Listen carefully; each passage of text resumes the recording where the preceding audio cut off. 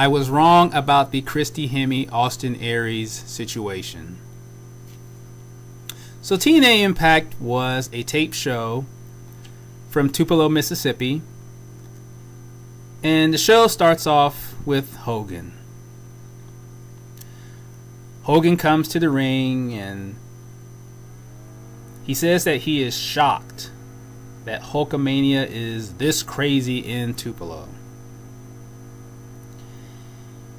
He says that he was shocked about AJ Styles walking away from Kurt Angle and Sting. And Hogan says that if Styles wants to join Aces and Eights, no one's going to care. And then Hogan announces that AJ Styles will face Kurt Angle at Slammiversary. And he also says that there will be a contract signing with Bully Ray and Sting for the World Heavyweight Championship at the pay-per-view. Then Hogan says, that a man showed up last week that saved TNA in its darkest hour. That man being Abyss. And Hogan wants to thank Abyss, so he calls Abyss out. Abyss's music plays, but he doesn't come out. So Hogan calls him out again and the music plays. This time Abyss does come out. But he comes out as his pseudo Bruce Banner persona, dumbass Joseph Park. I'm just going to move to when Devon and D'Lo Brown came out, because anything before that point, after Park came out, it was just noise. Wait a minute. Let me just shorten this segment since it was that bad. Park wants a match with Devon. Devon says no. D'Lo Brown says he'll kick Joseph Park's ass. Hogan says D'Lo Brown will face Joseph Park in a match, and if Park wins, he'll get a match against Devon. Enough of that. So then we see James Storm backstage, and he is asked about his actions from last week where he super kicked both Christopher Daniels and Austin Aries. And he's asked what his plans for revenge are. And Storm simply says, watch, just watch. Okay. Then we see a video segment promoting Christian York, and he is talking about, making it into the Bound for Glory series and having the opportunity to become World Heavyweight Champion. So obviously this is, a promo for the Gut Check mini tournament, in which the winner of this mini tournament moves on to participate in the Bound for Glory series. So then we have Robert Roode versus Chavo Guerrero. Decent match. The match ends with Chavo delivering the Three Amigos to Robert Roode. Then Chavo goes up to the top rope in preparation for the frog splash, but then Roode throws his body on the top rope, and that causes Chavo to lose his balance and fall to the outside of the ring. And then James Storm comes to the ring with a beer in his hand. He takes a swig of beer and spits the beer in Roode's face. Then Storm holds the bottle as if he's going to hit Roode with it, but then he leaves. And through all of this, Roode wins by disqualification. So obviously TNA is keeping Storm involved in the World Tag Team Championship situation, but it just still comes off as just random wandering, and we've seen too much of that as far as James Storm goes. So then we see Kurt Angle come out, and Angle basically says that he can't trust anyone in the locker room, and he never backs down, and says that when he confronted AJ Styles, Styles backed down. Angle acknowledges his match with Styles at Slammiversary, but Angle doesn't want to wait until then to kick Styles' ass. He wants to do it now. So Angle calls out AJ Styles, but instead Mr. Anderson comes out. And Mr. Anderson tells Angle that he sounds like a woman and that AJ isn't his boy anymore. And Mr. Anderson goes on to say that AJ Styles will be formally introduced as the newest member of Aces and Eights on the next show. And he dares Angle to show up. But then Angle says that he doesn't want to wait until next week, and he hits Mr. Anderson and starts pounding away at him. And then AJ Styles comes into the ring. Angle turns and faces Styles, and then Styles gives him the Pele kick. Angle goes down, Mr. Anderson applauds, and AJ Styles leaves. Okay, good segment. It's really interesting to see that since he joined Aces and Eights, Mr. Anderson's heel character has been redefined in a better way. I mean, he's not consistent, but he has improved considerably, so much over the pseudo hybrid that he has done in the past with The Rock and Steve Austin. I mean, lately he's been coming off really well. But the best part of this segment was when AJ Styles Pele kicked Kurt Angle. He had his hood off, and then he does the Pele kick, and then his hood comes back over his head, just like it did back on March 14th when he clotheslined James Storm. His hood was off, and then when he clotheslined Storm, his hood just comes on over his head. I mean, that's just me. Visually, it looks really cool, and it just further emphasizes his character, and I think it adds to it very well. So then we see a video segment featuring Jay Bradley, and this segment really shows why I like this guy. I mean, he's got solid promo skills. I mean, he looks like a championship contender, and I've been watching some of his matches from OVW, and I mean, I think the guy's got it. And once he figures out how he fits in the TNA machine, with consistent development, he should eventually become a consistent championship contender.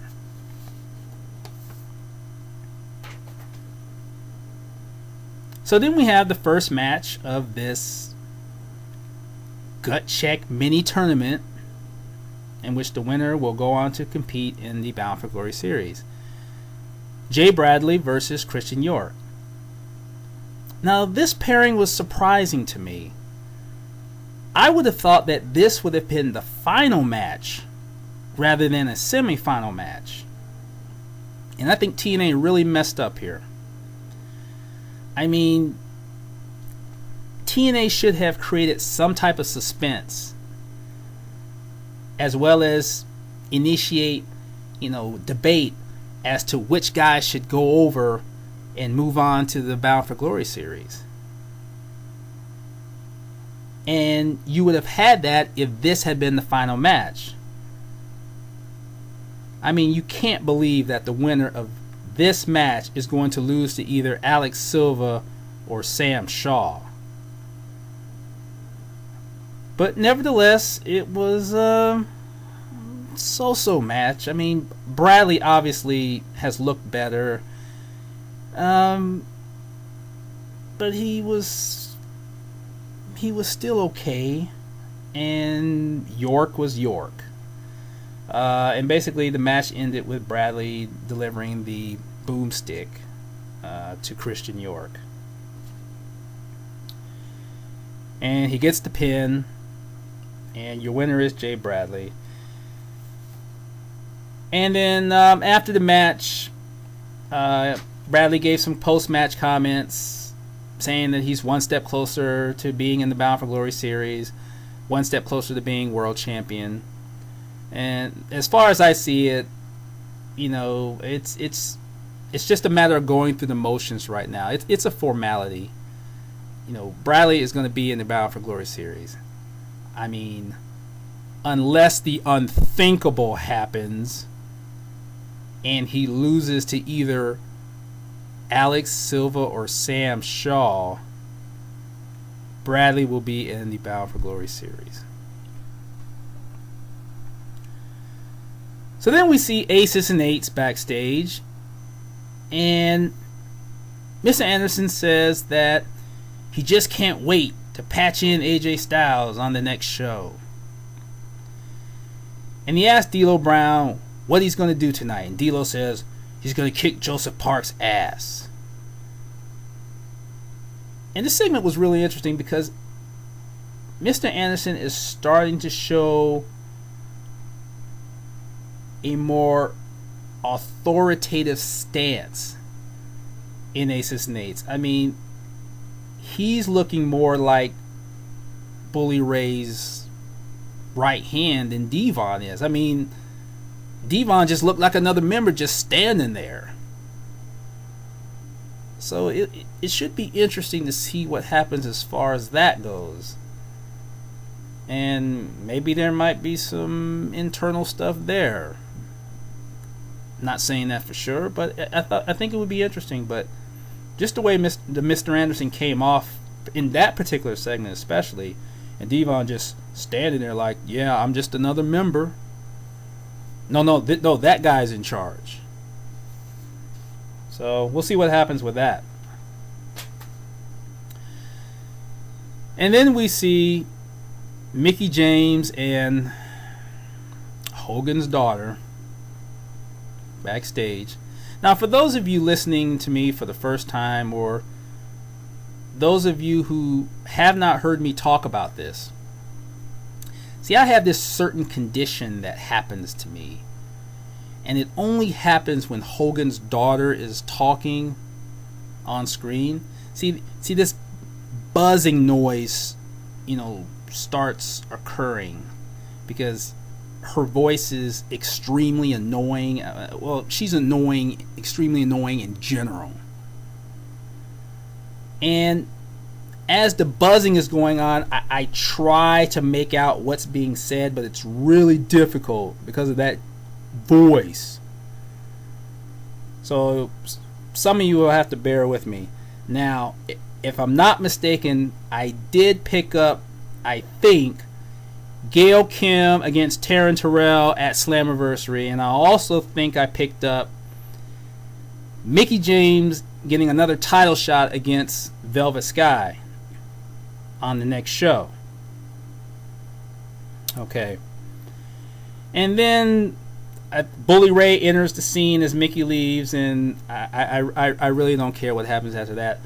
I don't know why they continue this. It has nothing to do with him. It has everything to do with her. They are not interesting together. It's boring. It's stupid. It's pointless. Why can't you just give Bully Ray some strippers or hookers or whatevers? But no, they just have to continue this with him and the chick with the same facial expression displayed every time she's on screen, which causes my buzzing.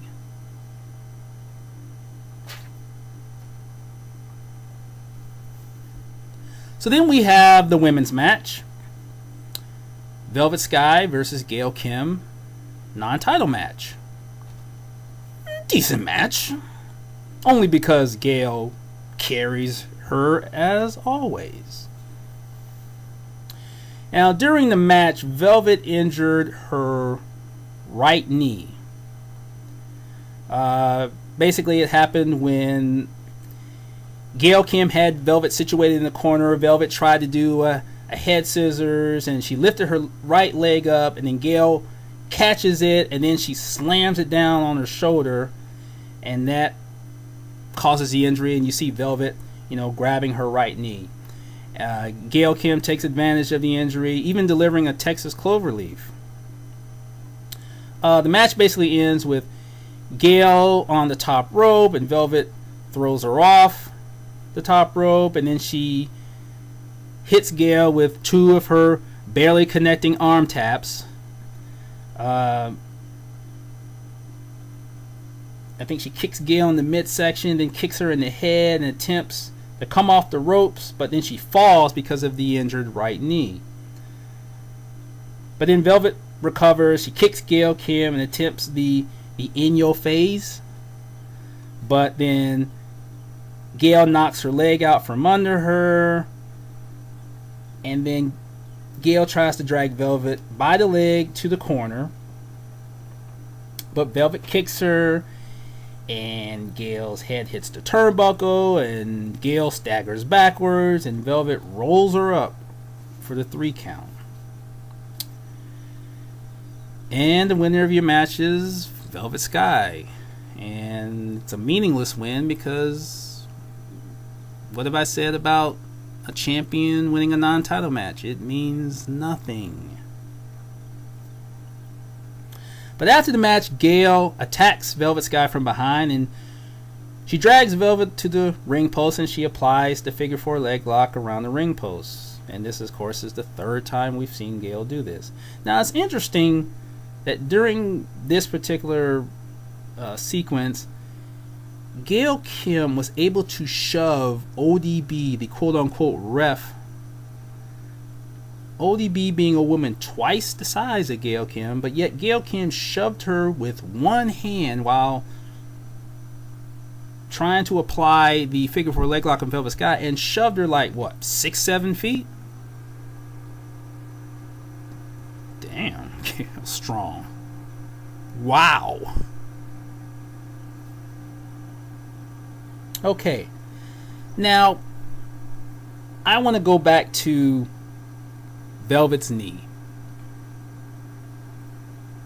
Now, when Velvet injured her right knee in this match, both Todd Kennelly and Taz made reference to that previous injury that Velvet has been suffering for the last month or so.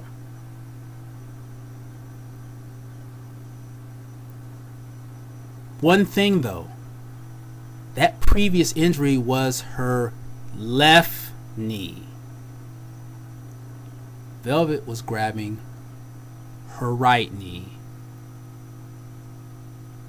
So,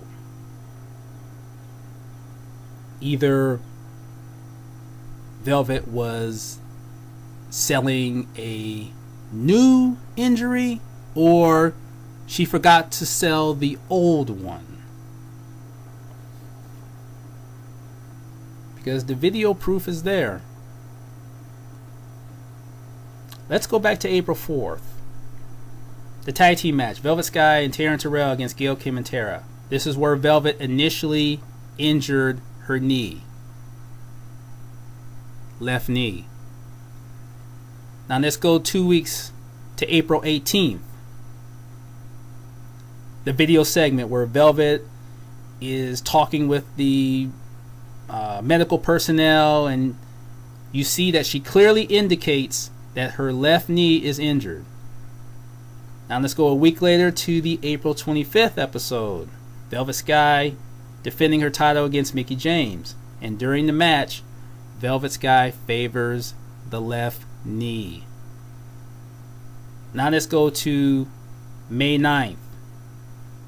Velvet Sky and Mickie James against Gail Kim and Tara. Even though she briefly does it, Velvet favors the left knee. Now let's come back to this show.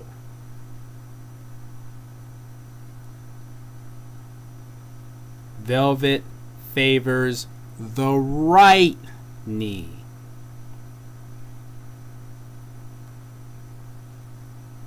Now, this could have been cleaned up very nicely if the commentators had noticed that Velvet was grabbing the wrong knee. Or maybe she wasn't. Maybe she meant to sell the right knee. See, we don't know. But the commentators could have cleaned this up. They could have said, Velvet's been having trouble with her left knee. Now she's having trouble with her right knee.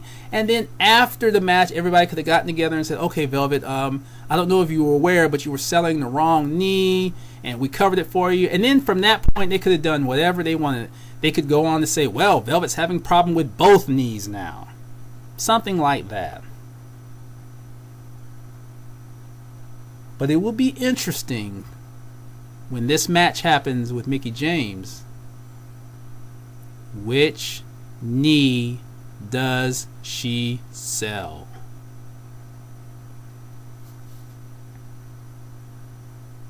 So then we have a video segment hyping the X Division Championship match. Chris Sabin says that, you know, Kenny King is the king. If he's the king of anything, he's the king of male strippers, and he may be the best male stripper, but not the best wrestler. And Sabin says that he is the best wrestler. And Kenny King says something like, well, he's the king of Sabin, so that makes him royalty. And then we see Petey Williams. Oh, yeah, Petey Williams. He is a part of this, right? Because we didn't see him last week. But Petey Williams says that Kenny King's strategy, he lets other wrestlers do the work, and then he comes back into the ring and steals the pinfall. So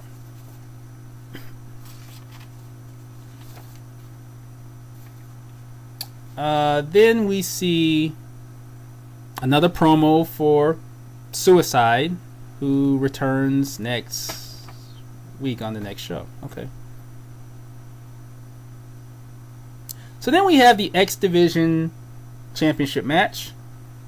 Kenny King versus Chris Sabin versus Petey Williams.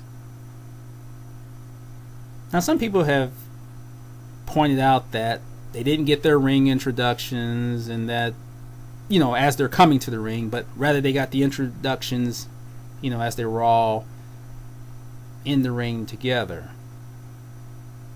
And I didn't really have an issue with this. In fact, I would love to see those old school ring intros come back, particularly for the championship matches where, you know, the challenger comes out, the champion comes out, and then you get your ring introductions right there. I mean, something better than what Jeremy Borash does, because the way he does it just so dumb.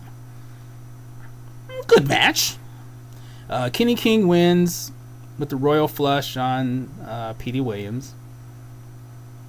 Now, the interesting thing about this match, and probably the best thing about this match, is that there was no X-Cam footage.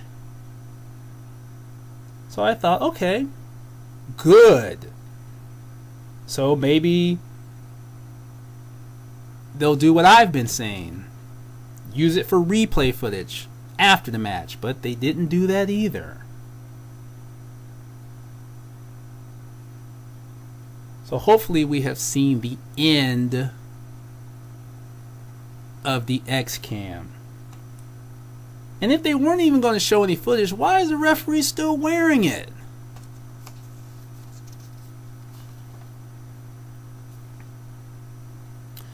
So then we see Bad Influence backstage. Daniels talking about his match with Hernandez and the fact that James Storm, you know, screwed them out of the #1 contendership status. So it's just more of this, you know, story of keeping Storm involved, you know, with Aries and Rude, and with Bad Influence, and with Chavo and Hernandez. All right. So then we see D'Lo Brown and Mr. Anderson backstage, and D'Lo thanks Mr. Anderson for stopping Bully Ray from hitting him with the hammer. And Mr. Anderson tells him that he didn't do it for D'Lo, he did it for the club. And then D'Lo says that things are out of control. And Mr. Anderson says that, well, that started when D'Lo buried, you know, Wes Briscoe and Garrett Bischoff.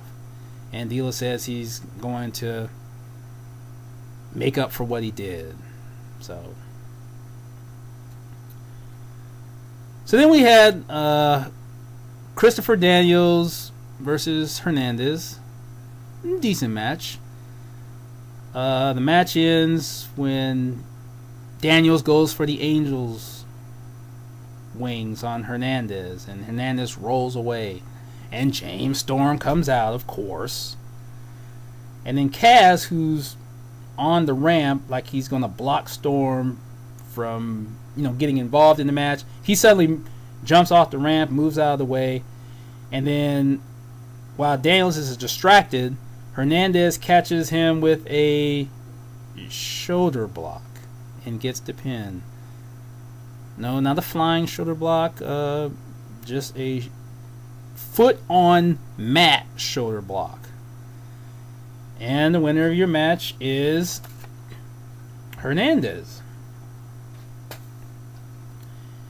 And then James Storm announces that there will be a World Tag Team Championship match at Slammiversary. It will be Chavo Guerrero and Hernandez defending against Robert Roode and Austin Aries. Also defending against Bad Influence, and also defending against James Storm and a mystery partner. Now the speculation has already started that Storm's partner could be Chris Harris, his old partner from America's Most Wanted. Okay, that might be a long shot, but I know a lot of people would like to see that. I still would have liked to have seen the jack-off match, but you know, I guess they're just going to try to include as many people as possible, and it's just another reason to just try to fit James Storm in somewhere on this pay-per-view. Just more, more random stuff. So then we have D'Lo Brown against dumbass Joseph Park. Joseph Park wins. Oh boy. I mean, are we just going to continue seeing this whole shtick? Let's see. How does it go? Park bleeds, wipes his face, sees the blood, turns into Abyss without actually being Abyss, goes nuts, wins the match, and then he snaps out of his Abyss mode and becomes dumbass Joseph Park again, even though the blood is still on his face and hands.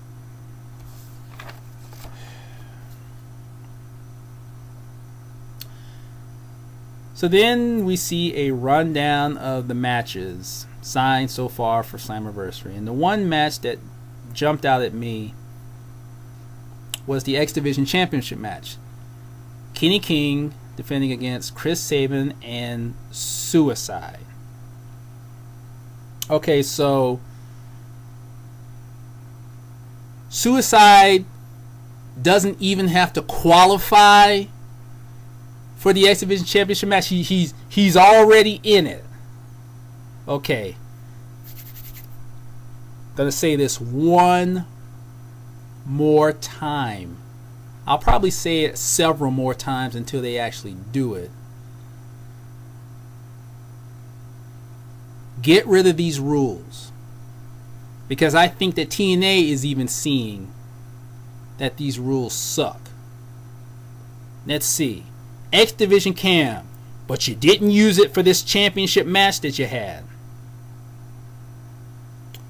Three-way rule, but we saw Kenny King and Chris Sabin being emphasized without that third guy.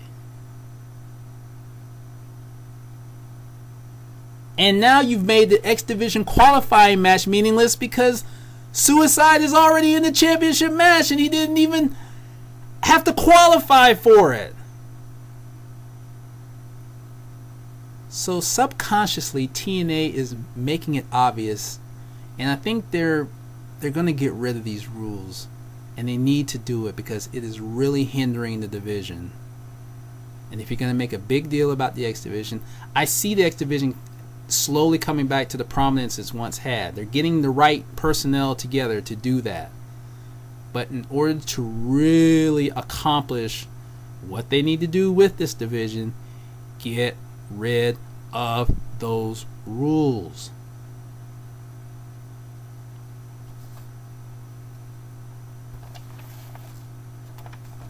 So then we had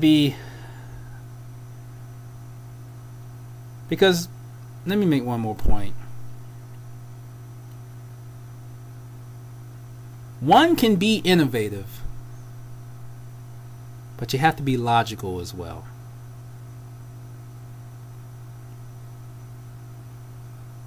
So get rid of the rules, TNA. Okay. Contract signing for the World Heavyweight Championship. Bully Ray and Sting. Jeremy Borash is in the ring, and he introduces Bully Ray. Bully Ray enters the ring, and he shoves Jeremy Borash down, and Jeremy Borash leaves the ring. And then Bully Ray goes through his, do you know who I am spiel. Talks about taking out Jeff Hardy in the Full Metal Mayhem match and saying how he's going to defeat Sting at Slammiversary. And then Bully Ray says that this will be a negotiation rather than a contract signing. He calls out Sting. So Sting comes out. But then Bully Ray tells Sting to stop before entering the ring. Bully Ray says that he wants this to be official. So he calls out Hogan, of course. Because nothing can ever be done without Hogan. And Bully Ray says to Sting that it's the first time they've met since Bully Ray screwed everyone over. And Bully Ray says he's not going to apologize. And Sting says that in Boston, Bully Ray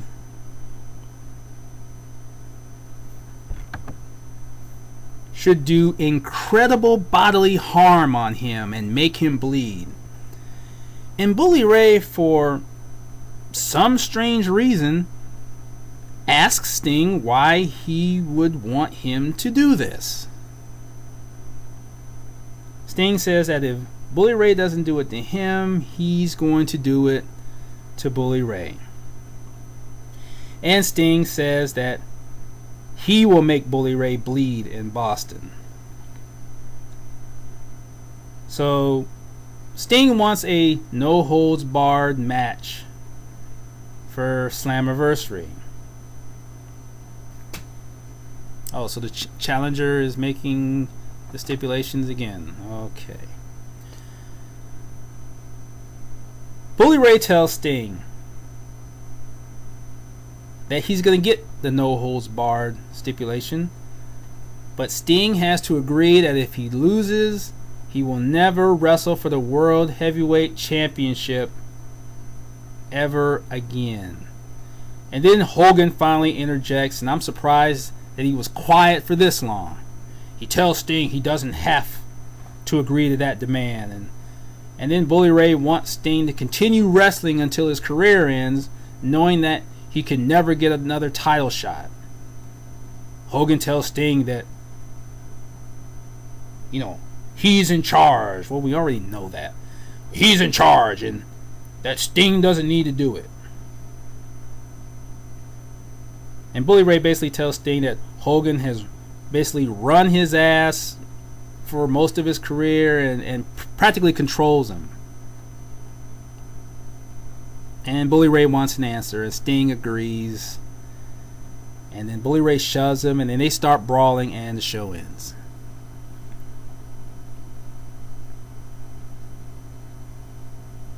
Okay, it adds a little more intrigue, the stipulation of Sting not being able to wrestle for the world title again if he loses. But we know Sting is not winning this match, because it's all part of the plan. Interesting reference. Bully Ray saying that Hogan basically controls Sting. And in a way he does. Hogan also controls Dixie.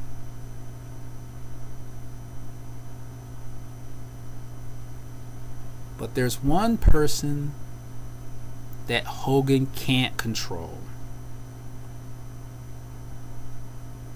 Hogan. And when Hogan can control Hogan, TNA will finally... Yeah, right. I'm Tasmart 2002, and that was my Tna Impact Analysis for May 16th, 2013. If you're listening to me on YouTube, please leave your comments below. Click the like or dislike button, and if you subscribe, I would really appreciate it. If you're listening to me on the Wrestling News Talk Facebook page, please comment below and click the like button if you like what I've been saying. If you have any questions about TNA or wrestling in general that you'd like to ask me, you can get at me on Twitter, TAZMARK2002, and if your comments exceed the 140, send me an email, tasmart2002@gmail.com. Decent show.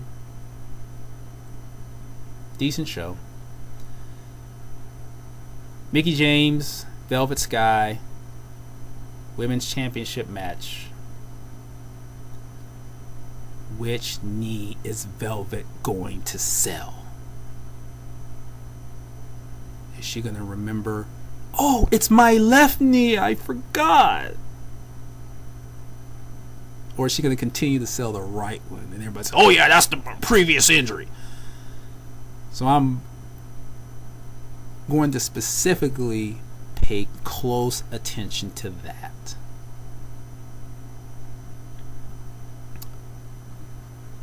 Now, the news came out recently that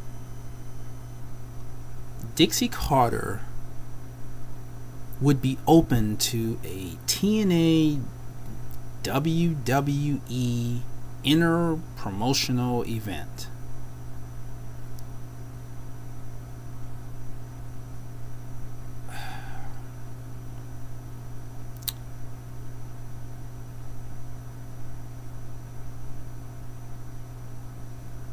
So Dixie wants to grovel in a desperate way to the traveling circus. See, Dixie, before you can improve things from the outside, which I don't think you would do with them because they don't give a fuck about you or your company. And if such an event happened, which it won't, but if it did, the advantage is going to be slanted toward them.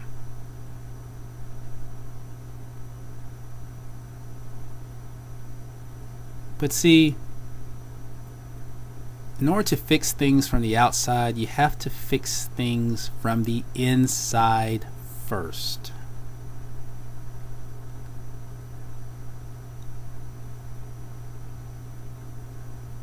And your main problem that needs to be fixed first is, yeah, Dixie, him. I'm Tasmart 2002. Gone.